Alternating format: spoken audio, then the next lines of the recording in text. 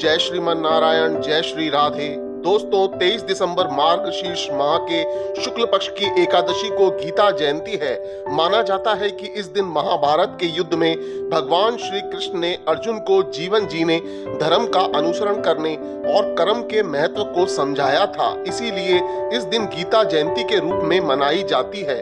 दोस्तों हम आपको बता दें कि मोक्षदा एकादशी तिथि 22 दिसंबर को सुबह 8:16 पर प्रारंभ होगी, जो 23 दिसंबर को सुबह 7:11 तक रहेगी। दोस्तों आज की वीडियो बहुत ही ज्ञानवर्धक होने वाली है, क्योंकि गुरुजी आपको सुखमय जीवन जीने का वो संदेश देंगे जो आपके लिए कल्याणकारी है। तो दोस्तों आगे बढ़ने से पहले यदि आपने हमारा चैनल सब्सक्राइब नहीं किया है तो सब्सक्राइब जरूर कर लें और वीडियो को लाइक करके कमेंट बॉक्स में जय श्रीमन नारायण, जय श्री राधे जरूर लिख दें। दोस्तों इस दिन उपवास करने की मान्यता है। जो लोग मोक्षदा एकादशी का व्रत करते हैं उनका यश संसार में फैलता है, उनके कार्य में कोई अड़चने नहीं आती, वैवाहिक जीवन सुखमय रहता है। इस दिन व्रत और विष्णु जी की पूजा करने वालों के पितरों को मोक्ष मिलता है और वह तृप्त रहते हैं, साथ ही समस्त पापों से भी छुटकारा मिलता है। दोस्तों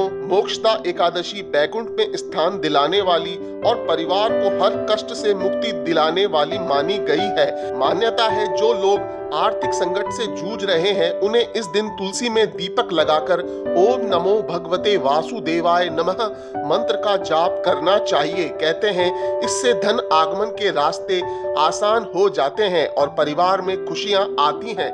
दोस्तों आइए अब जानते हैं गुरुजी ने गीता जयंती पर लोगों को क्या संदेश दिया।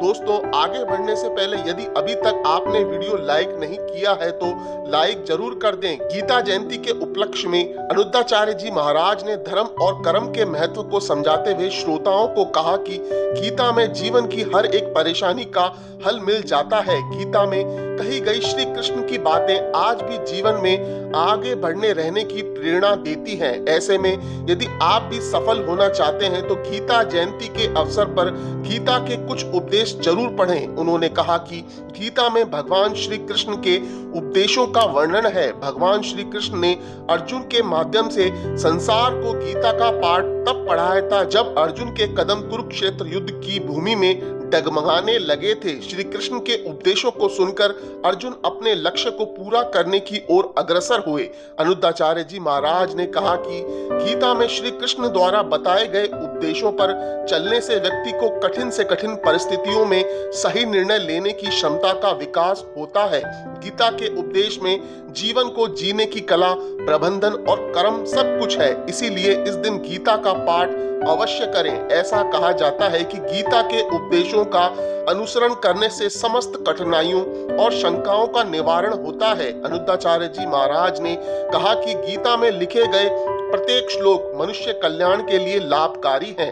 गीता के उपदेश के जरिए भगवान श्री कृष्ण ने मनुष्य को अच्छे बुरे और सही गलत का फर्क बताया है। इसी दिन यदि गीता का पाठ किया जाए तो भगवान श्री कृष्ण का आशीर्वाद प्राप्त होता है। तो दोस्तों आगे बढ़ने से पहले यदि अभी तक आपने वीडियो लाइक नहीं किया है तो लाइक जरूर कर दें। अनुद्धाचार्य जी महाराज ने आगे कहा कि गीता के उपदेश वर्तमान में मनुष्य के लिए आत्मसात करना बहुत ही जरूरी है, क्योंकि आज व्यक्ति बात बात पर क्रोध करता है और क्रोध से व्यक्ति के सभी तरह के कार्य बिगड़ने लगते हैं।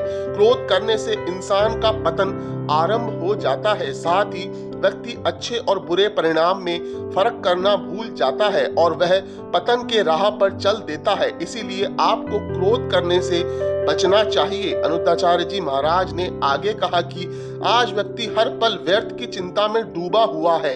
इसीलिए इंसान को एक बात हमेशा याद रखनी चाहिए, हर किसी को एक ना एक दिन मरना है और आत्मा न पैदा होती है और न ही ये मरती है, आत्मा अमर है।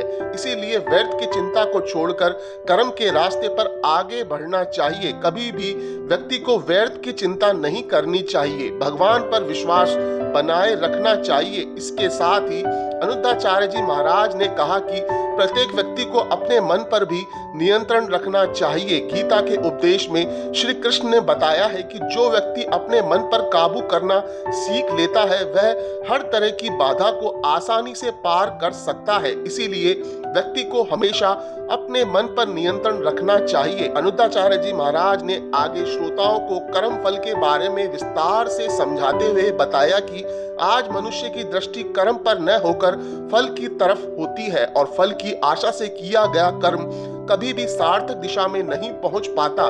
इसीलिए मनुष्य को फल की इच्छा छोड़कर कर्म पर ध्यान देना चाहिए। मनुष्य जैसा कर्म करता है उसे फल भी उसी के अनुरूप मिलता है। इसीलिए आप अच्छे कर्म करते रहें। तो दोस्तों, गीता जयंती पर श्री अनुद्धाचार्य जी महाराज द्वारा बताई गई जानकारी आपको हमारे माध्यम से कैसी लगी?